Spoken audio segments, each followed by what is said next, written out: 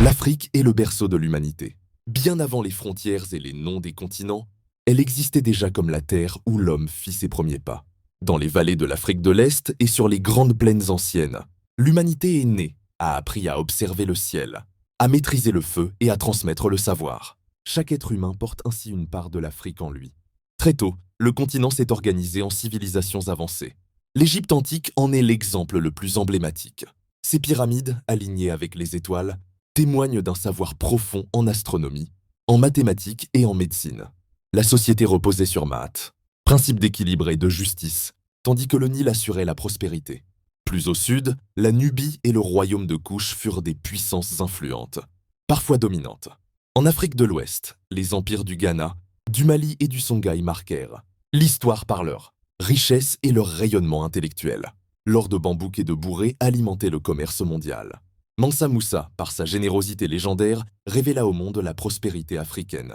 Tombouctou devint un grand centre du savoir, où des manuscrits traitaient de droit, de médecine, d'astronomie et de poésie. L'Afrique a toujours été une mosaïque de peuples et de cultures.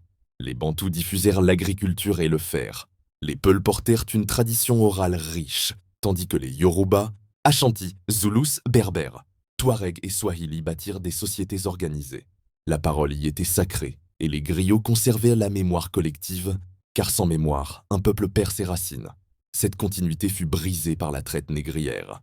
Des millions d'Africains furent arrachés à leurs terres et réduits en esclavage. Malgré la violence et la déshumanisation, l'Afrique survécut à travers les chants, les rythmes et la résistance culturelle. À la fin du XIXe siècle, la colonisation imposa des frontières artificielles, exploita les richesses et tenta d'effacer les cultures.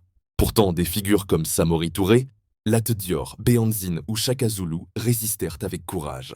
Au XXe siècle, les indépendances firent naître l'espoir, même si les défis politiques et économiques persistèrent.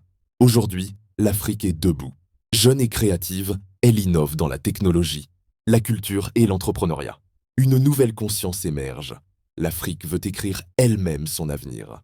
Elle n'est pas pauvre, mais dépossédée et jamais vaincue.